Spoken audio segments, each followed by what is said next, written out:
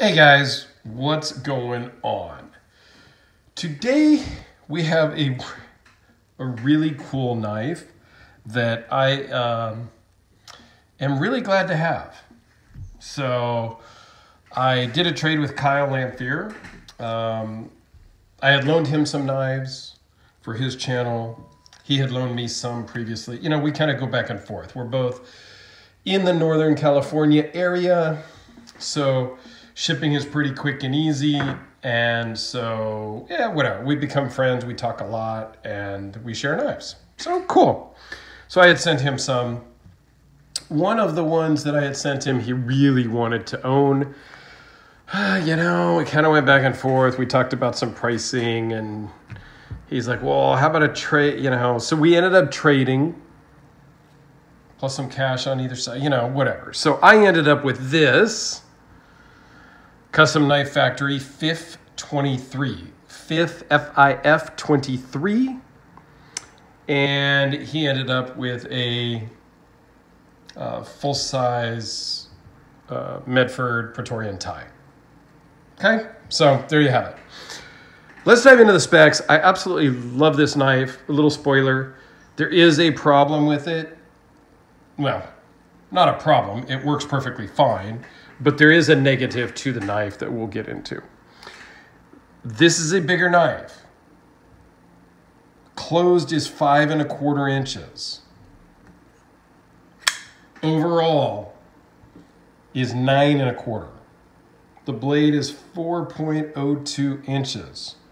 The cutting edge is also 4.02. It's a big, chunky, hand rub satin finish of M390. Now this is a limited run. Custom Knife Factory typically does, you know, 300 to 500 of a run, and then that's it. The blade thickness is 0.160. Full flat grind, comes down really thin, just beautiful. It's a little hefty at 6.5 ounces. But that works for me. I'm okay with that. It is on bearings. It is a guillotine. And the overall thickness is pretty fat at 0.678 minus the clip. So it is a bigger knife. Works wonderfully. It feels great in my hand. This is my size of knife, right? I've always kind of talked about my size is bigger. Like a lot of the stuff I review is kind of in the smaller range because that's what a lot of people are sending in. But this 3 3/4 to 4 inch blades is really kind of my personal sweet spot that I like to carry and feels really good in my hand. This feels really good in my hand, like amazingly good in my hand. So let's zoom in here and give you a shot of this beautiful hand rub satin finish blade that has some dust and stuff on it. Let me just wipe this off so it looks the part. They did a fantastic job. And this is a user. Kyle uses his stuff. Beautiful zirconium bolsters, shredded carbon fiber, I think is how you pronounce that, how you describe that. Titanium frame, titanium liner locks. Here is the M390, and this is number 211. And I think they did 300 of this one, but I can't swear to that. 3D milled titanium pocket clip that works fantastic in the pocket. It slides right in and slides right out. Again, zirconium bolster on this side. Zirconium picks up fingerprints like nobody's business. Okay. One little negative, that I don't love zirconium for that reason. A little bit of Zirc is fine with me. You have the CKF logo there. On the front side, you have Phillipe Jourget, I think is how you pronounce it. Jourget, I don't know. He's the designer. He made, he has a custom knife similar to this that he teamed up with CKF, Custom Knife Factory out of Russia, to design this one and have them build this one. This is just fantastic. It does have a zirconium backspacer, which is actually really done well. It has, you know, some chamfering on the sides, and it just fits in really nicely. And then there is a lanyard pin cutout. It's not a hole all the way through, but it's, you know, you can stick a lanyard in there. I don't do lanyards. I've mentioned that before, but for those of you that do, you could do that if you can find one of these on the secondary market, because, as I said, was a limited run and they're long since sold out. But I do appreciate the fact that it's not a lanyard hole sticking out for everybody to see if you don't use it, like this Tucson, where you just have a big lanyard hole. If you don't use a lanyard hole, to me, I prefer not to have the hole. I prefer to have a hidden lanyard loop, if you will. So front flipper, you know, I'm getting used to them because I've been handling this one all day today because I couldn't put it down because it's just so quick and it's a very fun fidgeter. I don't know if I love front flipping. It's not my favorite deployment method. I'm getting used to it. I'm understanding how it works, where to put your hand and all of that stuff. But it's not my favorite variety of deployment, okay? So before we get into some size comparisons here, there is one negative. I mean, you could call it two, depending on your opinion. It is a super drop shot. If your finger, there's no flipper tab to save your finger, so it just falls, and if your finger's in the way, well, then you're out of luck. So you have to be smart about closing this one because there is no flipper tab. A lot of times the flipper tab, like on, let's see if this Curtis does it that way. If you close the Curtis, the flipper tab contacts my thumb before the blade would cut me, okay? So that's why the flipper tab sometimes will save you if you're being careless with closing your knife. I can get past that. My problem is that in here, the blade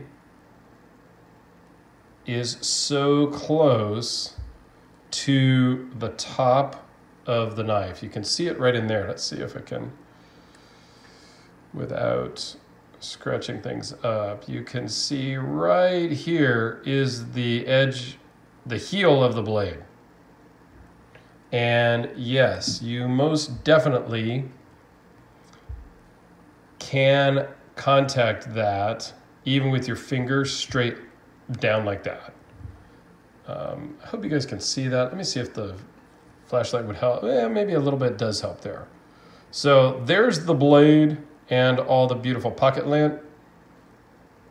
But the blade is right up close. I mean, it's not, I mean, it could be closer, which would be worse. But that's not great. I mean, I get it. We all want you to pack in as much blade as we can into a knife.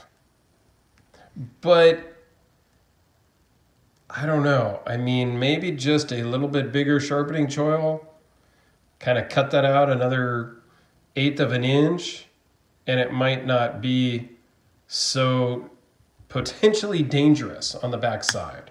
Now, that's a real common thing with 1/4 inch plus thick blades.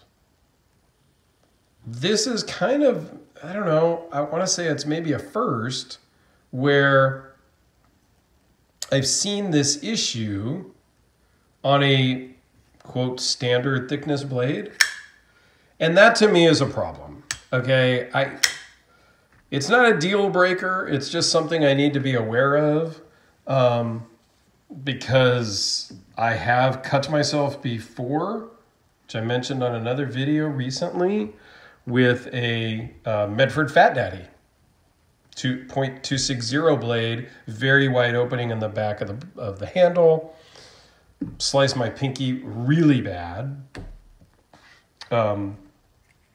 So that's a thing for me, and I think that's something to point out. So here it is against the Chris Reeve large Sebenza 21. And I did pull out a couple of other ones that are very similar in size to this. This is the Todd Begg Bodega. So basically the exact same length. It's a little thinner, but not greatly thinner.